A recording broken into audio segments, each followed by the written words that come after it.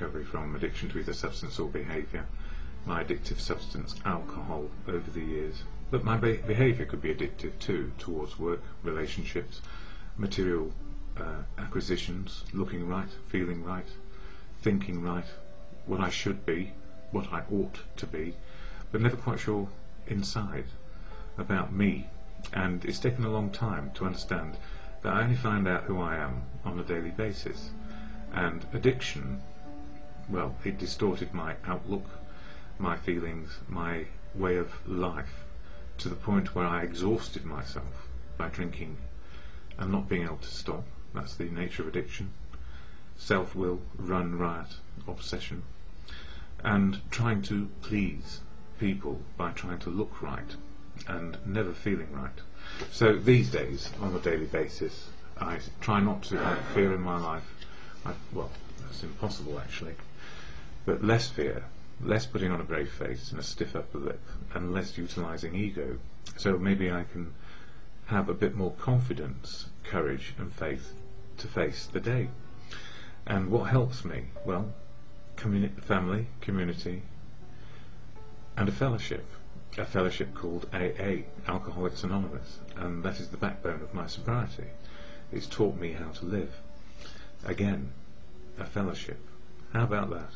Who would have thought it? Me, all powerful in my own little world, and now realising that I need people to give me, help me and support me, learn, experience, strength and hope, and how to live one day long. And if I'm able to keep on learning, then I'm in the right place. But if I'm shut down, closed off, isolated, with a drink in my hand, I know where it will end up. It will certainly end up in tragedy, and the tragedy is not living life. So the Fellowship of AA is full of unique, authentic people, thank goodness, who have their own outlook, their own personal outlook on how to be sober. But we learn from each other, and we have this similarity. And I share the AA preamble here simply because it slows me into the moment of now, and it helps me share what's important about my life being sober. So the AA statement of intent, or the AA preamble, reads as this: Alcoholics Anonymous is a fellowship of men and women who share their experience, strength and hope with each other, that they may solve their common problem and help others to recover from alcoholism. The only requirement for membership is a desire to stop drinking. There are no dues or fees for AA membership. We are self-supporting through our own contributions. AA is not allied with any sect, denomination, politics, organisation or institution, does not wish to engage in any controversy, neither endorses nor opposes any causes. Our primary purpose is to stay sober and help other alcoholics to achieve sobriety. So the fellowship is there to help me keep sober, so that the rest of my life can work, and it provides me with an understanding of what I can and cannot do on a daily basis in a sober way. So if I've got sobriety, life can work, and the gift of life working is I'm learning and being included. I learn how to love people again, how to be loved back, and do something useful with my time, and find out who I am. What a gift. And it takes a lot to find ourselves in a place of addiction and admit it, and having admitted it, do something about it. And it took me 35 years of struggle trying to be right and please people, and not please myself very much, and drink a lot. So these days I don't drink a lot. In fact, I don't drink anything alcoholic, one day at a time, and then see how life turns out. So I get to find out who I can be today. That's the greatest gift. And I share AA literature here, all about the 12 steps of the 12-step action program for individuals to change their attitude and behaviour. But it's to be changed in a way which is unique and authentic to the individual, not to me, or to be the way we ought to be. It's to be ourselves, and that is the absolute truth of living, how to be ourselves in this present moment. And some people call that spiritual, or I do, which is to live in truth, in the truth of now, rather than what I might wish it to be or fantasize about. And also learn from my history, not forgetting, look back but don't stare, so I can use the wisdom of what I've learned over the years. So all my drinking time is not wasted in any shape or form. but it informs me of what will happen if I go back to it. And I share literature here, the Daily Reflections, which covers the 12 steps of AA. And the first one is about being powerless over alcohol and life being unmanageable when we drink. So the words for today, one page a day, January, all about step 1. And it reads like this. First, the foundation for January 2nd. Is sobriety all that we can expect of a spiritual awakening? Question mark. No, sobriety is only a bare beginning. So sobriety is the starting point of a new life. And the spiritual awakening is seeing the truth of now. And for some people that includes a religious belief as well. So in the fellowship we have atheists, agnostics, believers, very true to their faith, and it's what suits the individual which is important, not what suits anybody else. So we're not a fellowship where we have dogma, although some people can get dogmatic about their outlook, like me. Practicing the AA program is like building a house. First I had to pour a big, thick concrete slab on which to erect the house. That to me was the equivalent of stopping drinking. But it's pretty uncomfortable living on a concrete slab, unprotected and exposed to the heat, cold, wind and rain. So I built a room on the slab by starting to practice the program. The first room was rickety because I wasn't used to the work. But as time passed, as I practiced the program, I learned to build better rooms. The more I practiced, the more I built, the more comfortable and happy was the home I now have to live in. And in my early days, I was full of my own dogma, full of my own fear, had a great big ego, which was as brittle as anything. And I was putting on a brave face, because I thought I ought to look right. But the gift of the program is that we find out how to be unique and authentic, how to be frightened when there's fear about, how to be able to acknowledge the fear that's going on. Because when we take the drink away, life is frightening, because there's nothing to take the edge off. There's nothing to make us able to cope with our feelings. Because often we have suppressed our feelings for so long. When they come out in great big dollops, which we don't understand. So we go from denial about where we've got to, through to anger and ragefulness, frustration and depression, and then start to look at accepting where we are, and how to live our feelings and live in the moment, rather than suppress feelings and not live in the moment and pretend all over again. So it's a very difficult transition into acceptance of being an addict, and it's tough. It really is very tough. But a fellowship, whichever one suits you, whether it's alcohol or another one, it can help with the transition into sober life.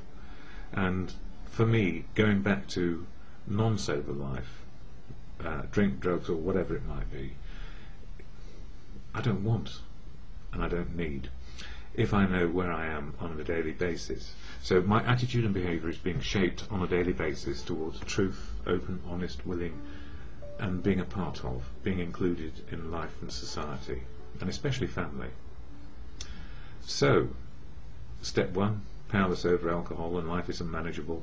That's where we start off, and many people have started to come back into the fellowship, either returning from a Christmas bit of research or New Year's research, and it bites us in the backside quite quickly. And brand new people who are thinking, my God, why are these people looking so cheerful? Why are they laughing at tragedy as much as they're laughing at the comedy of life? And the answer is, humour is important, as is every emotion to do with sadness as well. So much ado going on in the fellowship, and it's great because it's got energy about living sober. So at the end of these videos I will share the Serenity prayer, which is shared at every meeting I go to at the end, which is about acceptance, and it's to God, or good conscience. God, grant me the serenity to accept the things I cannot change, courage to change the things I can, and the wisdom to learn the difference for me, or know the difference for me, is just one day at a time. My substance, alcohol, my behaviour, workaholic, relationshipaholic, anything you can talk about as an ism, I guess, which is to do with addiction. So for me, I do these videos to, I guess, share experience, strength and hope of how life can be in recovery. And I'm just one example, so one example is not enough. And what I found essential for my recovery and to be in recovery, that's recovery one day at a time, never fully recovered, because once we're addicted, I do believe that it's very difficult to say we are fully recovered, because if we do, then it's suggested that we might go back and do the same thing over again. And what I've learned over and over again is there is no return to an addictive substance or behaviour, especially behaviour in the same way. So where am I today? Well, lots of people have been saying, you know, what about the 12 steps of AA, the action steps which makes life possible in recovery and being sober? And again, it's not the only way.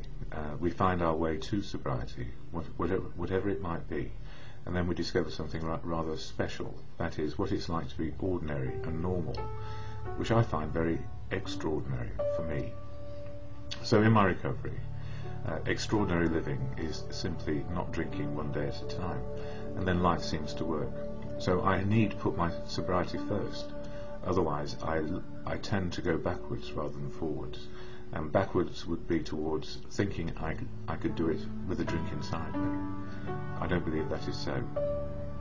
So I'm part of the fellowship of AA, but I don't speak for it. Nobody speaks for AA, it's just a fellowship of people. And on this little card I've been holding, it's got the AA preamble, which is said at every meeting. And meetings are crucial to my recovery, as is doing the 12 steps.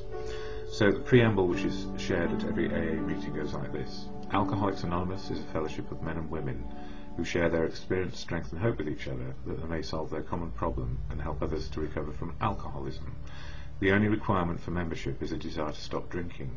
There are no dues or fees for AA membership. We are self-supporting through our own contributions. AA is not allied with any sect, denomination, politics, organisation or institution, does not wish to engage in any controversy, neither endorses nor opposes any causes. Our primary purpose is to stay sober and help other alcoholics to achieve sobriety.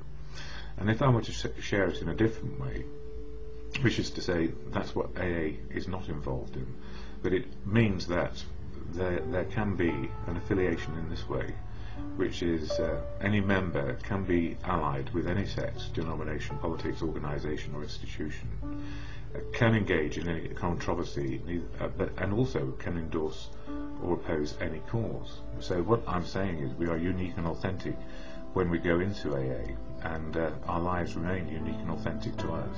And some people feel that maybe the 12 steps offers dogmatic outlooks. All I've ever found is that people become stronger in their personality and understanding the world, and want to share their experience, strength and hope, which is unique and authentic to them. So what you hear here is my unique, authentic and wisdom learned from either other people or things I've learned along the way. So the primary purpose for me is to stay sober one day at a time. And how do I do that?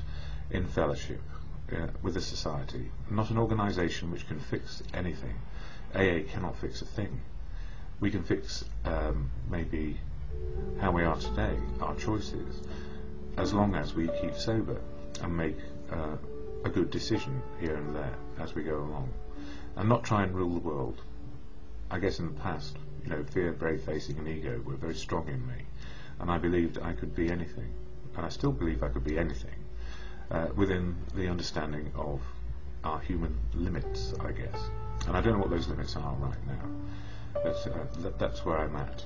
So powerless is the first step. And the first step of AA, one, we admit it, we are powerless over alcohol, that our lives have become unmanageable.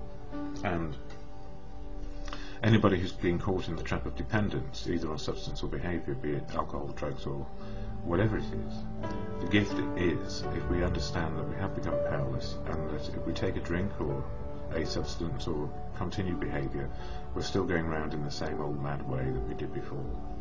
So powerlessness is a key theme, the starting point, if you like, to recovery, and remaining in recovery as long as we wish to, and make those choices. And we often make the choices based on our outlook at the moment of any change. So this book here, The 12 Steps and 12 Traditions, is key because it gives an outlook or an understanding of each step, and I would like to just share the first paragraph of step 1. If I can find it. Here we go. Step 1. We admitted we were powerless over alcohol, that our lives had become unmanageable. Who cares to admit complete defeat? Practically no one, of course. Every natural instinct cries out against the idea of personal powerlessness. It is truly awful to admit that, glass in hand, we have warped our minds into such an obsession for destructive drinking that only an act of providence can remove it from us. And for me, the act of providence, I guess, was a cold January morning some years back when I opened the curtains, and there it was, the world out there was bright and shiny and the sun was out. And inside I'd been in a basement flat on my own, drinking myself to oblivion and hoping every day not to wake up, or not to wake up to the same old tune I'd been playing for some years before, and that was to drink and drink and drink and find oblivion and try and take myself out of the picture completely. And that, driven mad, is, I guess, where I was. Insane behaviour, to keep on drinking to the exclusion of all else, to have been hospitalised because of it, to have lost friends because of it, to have lost partners because of it, not to be able to relate to my family, society or community, and eventually it got me in the gutter, or certainly homeless, and still judging the world harshly by old standards, and my inability to understand exactly what was wrong with me. So where am I now? Well, a few years further on, understanding that I am powerless on a daily basis. And what I understand by powerlessness is I'm powerless over people, places and things, and noises in the background. What I am powerless over is, once I start drinking, I cannot stop, because I get back into the same old rut. So if I remain sober, I can find a way to make life manageable on a daily basis. And I do that by understanding powerless is over people, places and things. I can make choices around people, places and things, and I can negotiate my connection to people, places and things, as long as I'm sober. Take away the sober bit and then the whole lot caves in yet again. So it's not too difficult to understand that, with glass in hand, life does turn very sour very quickly if I decide again to drink. And the problem with a disease which wants me dead is that it's always around the corner. Life can trip me up, and I need to be careful. So what helps me do that? I go to fellowship meetings, and fellowship meetings are simply where we hear experience, strength and hope. We hear about the 12 steps of recovery. We hear about the 12 traditions which hold the whole fellowship together. And we make our personal choices about how we live. We remain unique, authentic people. And one of my resolutions this year is to do less more thoroughly, and not try and spread myself so thin that I never have time to relax, never have time to take a moment to reflect on my life and where it is. So it's very easy in sobriety. There's a big gap in our lives. We have no drink inside us, and when drink has become 24/7, or is big binging, or it's about blackout, we have big gaps in time, and those times were forgotten when drinking. But when we are sober, we also have big gaps in our understanding of life and how to live it.